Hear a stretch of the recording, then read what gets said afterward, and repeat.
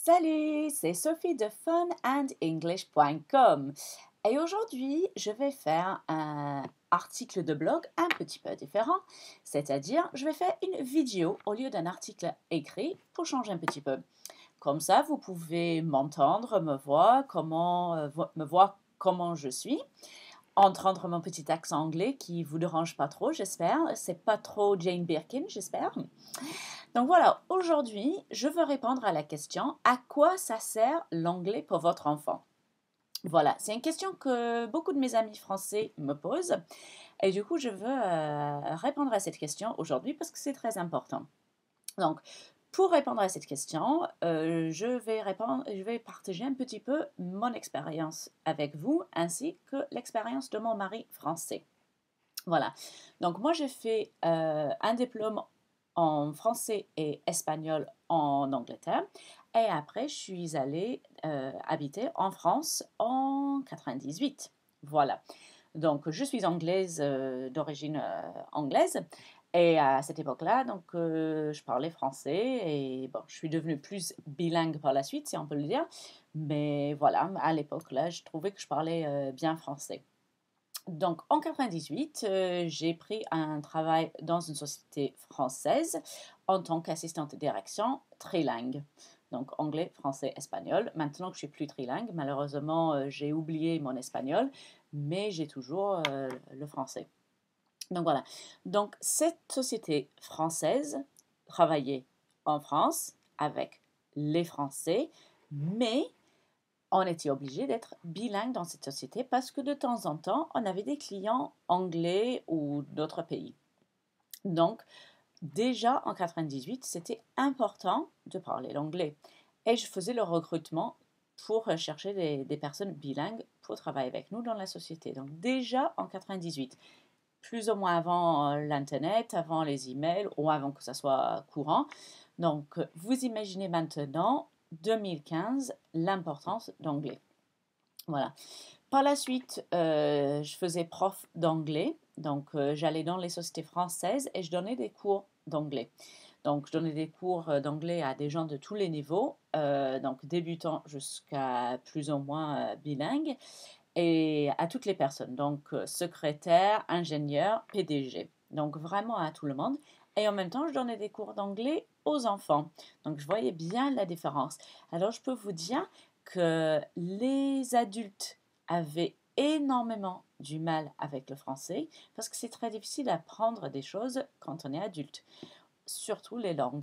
Tandis que les enfants, ils n'étaient pas gênés, ils étaient motivés, ils adoraient, ils ont vite compris et ils avaient vraiment l'oreille euh, beaucoup plus sensible, beaucoup plus que les adultes. Donc, c'est vraiment rien à voir entre enseigner aux adultes et enseigner aux enfants. Donc, c'était beaucoup plus difficile pour les adultes dans les sociétés. Donc, voilà. Mais ils étaient obligés d'apprendre l'anglais pour le travail. Par la suite, je travaillais dans une société internationale et dans cette société, il y avait des personnes bilingues comme moi qui avaient donc des bons postes et ça se passait très bien parce qu'on travaillait énormément avec les US, on travaillait avec l'Australie, avec l'Angleterre, avec l'Asie, avec l'Europe, mais du coup, la langue commune de tout le monde, c'était l'anglais. Voilà, donc c'était très important de parler anglais, mais il y avait beaucoup de personnes dans cette société française qui ne parlaient que français. Donc, ils prenaient des cours d'anglais, mais c'est très, très difficile d'apprendre une langue. Donc, si on essaie d'apprendre en tant qu'adulte, ça prend du temps. C'est fatigant, c'est pas évident. Donc, voilà. Donc, ceux qui avaient des meilleurs postes, en général, c'était eux qui étaient bilingues. Donc, voilà. Ça, c'était une société internationale, mais de nouveau en France. Voilà, maintenant je vais vous parler un petit peu de mon mari français. Donc lui, il est français-français, grandi en France, etc. Lui, il a fait des études d'ingénieur et pendant ses études, il faisait un petit peu des cours d'anglais. Mais c'est surtout lui-même de son côté où il apprenait l'anglais. Donc il lisait énormément de livres en anglais, ce qui aidait beaucoup. Et après ses études, il est allé s'installer à San Francisco. Donc, pour travailler là-bas, et il a habité là-bas pendant un peu moins d'un an. Donc voilà, c'était très bien, ça a aidé à améliorer son anglais aussi, c'était une super expérience. Et après, il est revenu en France, où il est arrivé à prendre un très bon travail parce qu'il avait cette expérience aux US, plus ses études, plus un bon niveau d'anglais. Après, on s'est rencontrés et je l'aidais à améliorer son niveau d'anglais. Donc, on travaillait ensemble tous les jours. Tous les jours, on parlait en anglais. Je l'aidais, je corrigeais. Et il est arrivé à devenir bilingue et avoir un très, très, très bon niveau d'anglais.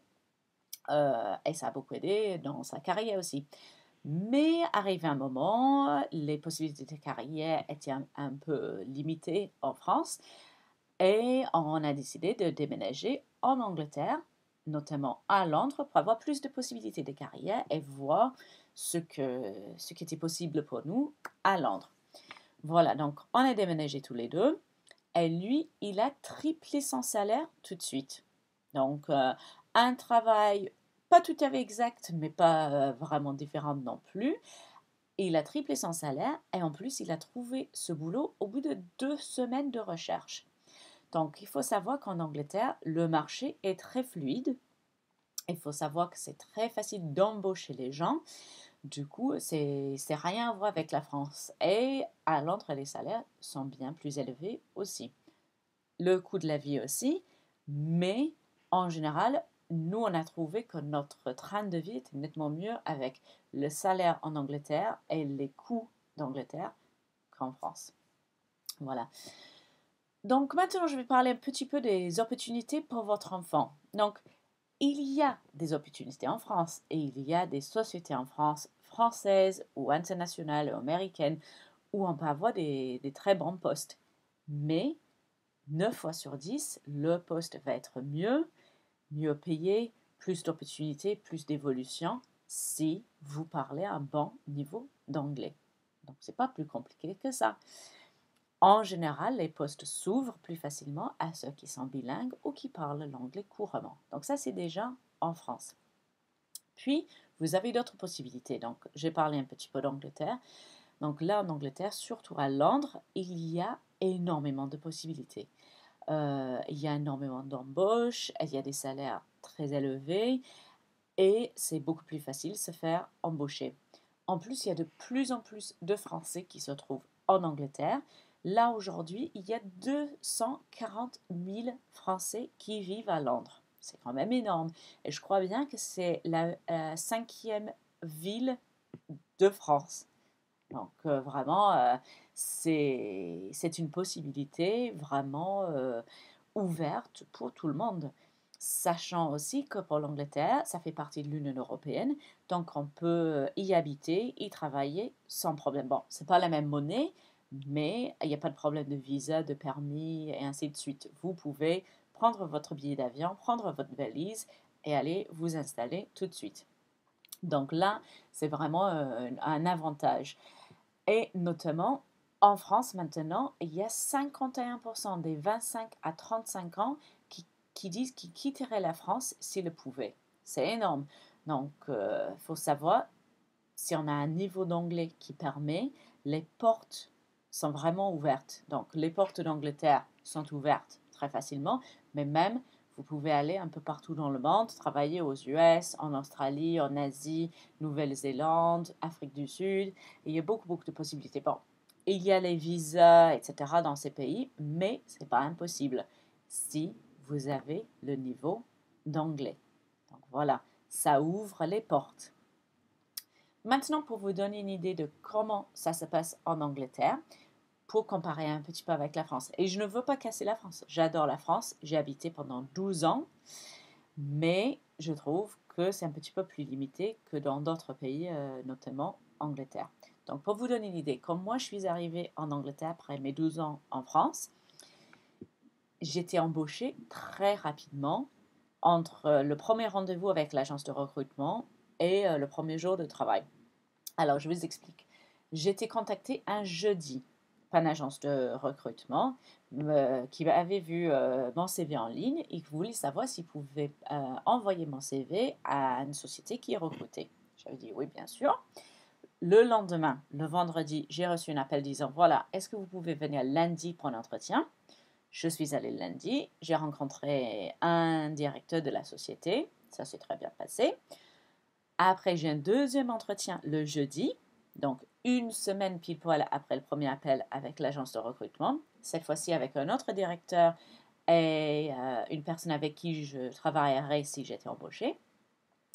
Le lendemain matin, le vendredi, j'ai un appel du premier directeur me proposant un boulot et me demandant si je pouvais démarrer le lundi d'après. Donc, c'est-à-dire, 10 jours après le premier contact avec l'agence de recrutement. Donc, ça se fait très rapidement. Et en plus, c'est des CDI en général.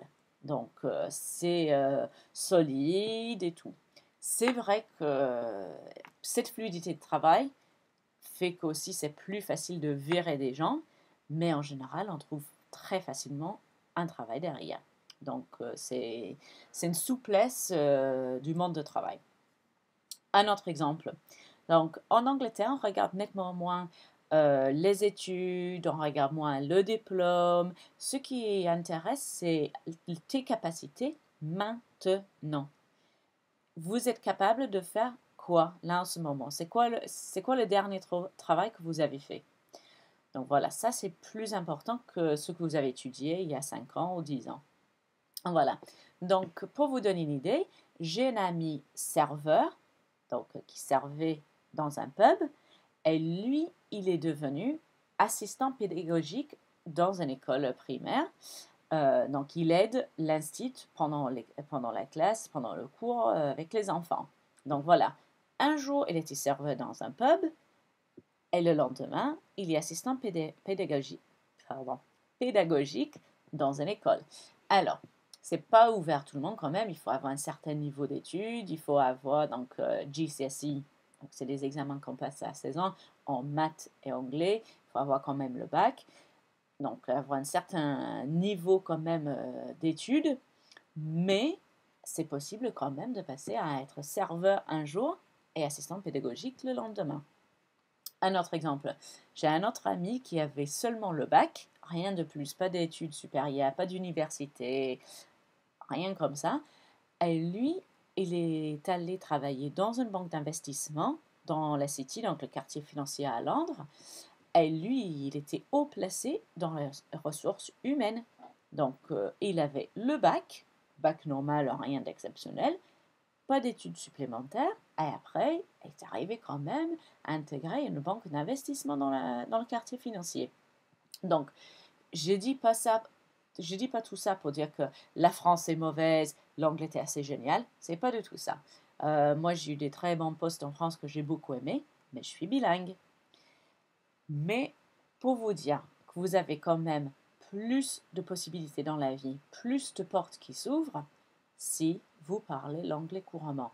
Donc, je sais que c'est énervant d'essayer de faire apprendre l'anglais à votre enfant. Je sais que tout le monde s'arrache les cheveux par moment. Je sais que ça peut être très difficile. Moi, j'ai enseigné l'anglais à des enfants qui avaient zéro envie d'apprendre l'anglais. Donc, il faut trouver une moyenne pour que l'enfant soit motivé. D'où mes cours de Fun and English. Donc voilà, si vous voulez avoir plus d'informations là-dessus, vous pouvez me contacter info@funandenglish.com. Si vous voulez savoir comment aller habiter dans un autre pays, notamment l'Angleterre, vous pouvez également me contacter. Je vous donnerai toutes les informations que j'ai moi et vous donner des conseils, des astuces. Et si vous voulez avoir un petit goût à ce que c'est Fun and English et mes cours en ligne fun pour enfants, je vous donne un cours gratuit. Vous avez juste besoin de mettre votre nom et votre adresse email dans la boîte en dessous de cette vidéo et vous allez recevoir votre cours d'anglais en ligne gratuit pour votre enfant et super fun. Voilà. Ben, j'espère que ça vous a intéressé cette vidéo. Je serais aussi curieuse de savoir si vous préférez plutôt vidéo ou article écrit, ou si vous aimez bien un petit mix comme ça. Et je vous dis au revoir pour maintenant. Donc, bye for now. See you soon.